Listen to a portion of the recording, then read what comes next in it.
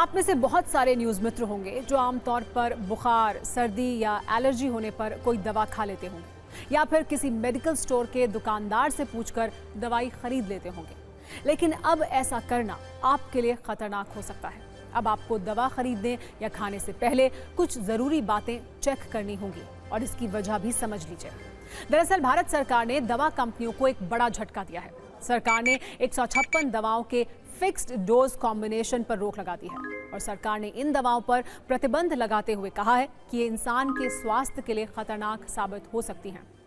Fixed dose combination वाली दवाएं 2 या 2 से ज्यादा दवाओं को निश्चित अनुपात में मिलाकर बनती हैं। इन्हें कॉकटेल दवाएं भी कहा जाता है, लेकिन ऐसी 156 दवाओं को सरकार ने प्रतिबंधित कर दिया है। खास बात यह है कि जिन दवाओं पर बैन लगाया गया है उनमें से ज्यादातर का इस्तेमाल पेन किलर, बुखार या फिर सर्दी की दवा के तौर पर किया जाता है। इसके अलावा इसमें हाई ब्लड प्रेशर की दवाएं भी शामिल हैं। साथ ही एलर्जी की दवा भी है। जिन दवाओं को प्रतिबंधित किया गया है उस लिस्ट में कुछ मल्टीविटामिन और एंटीबायोटिक दवाओं के कॉम्बिनेशन भी शामिल हैं।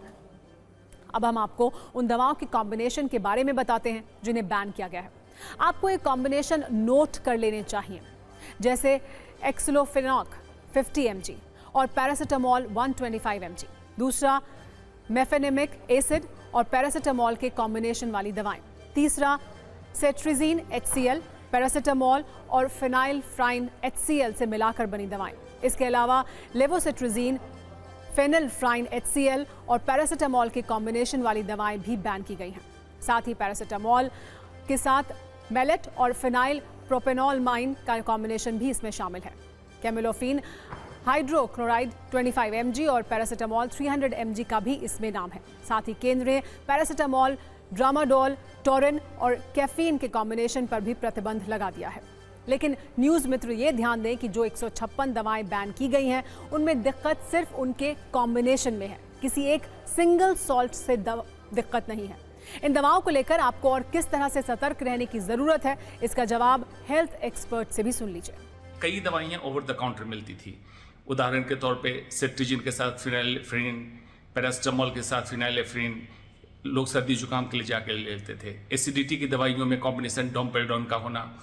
इस तरह से 2 समस्या आ रही थी। एक तो मरीज को पता नहीं है, डॉक्टर भी एक दवाई लिखने की जगह कॉम्बिनेशन दवाई अगर लिख रहा है तो मरीज के ऊपर साइड इफेक्ट होने की संभावना बढ़ती थी। इसलिए ये बहुत अच्छा एक उदाहरण पेश किया गया है और इस तरह से ड्रग कंट्रोल को हमारा जो ड्रग एंड कॉस्मेटिक एक्ट 1940 है उसके तहत इस पे कंट्रोल काबू करना बहुत जरूरी है।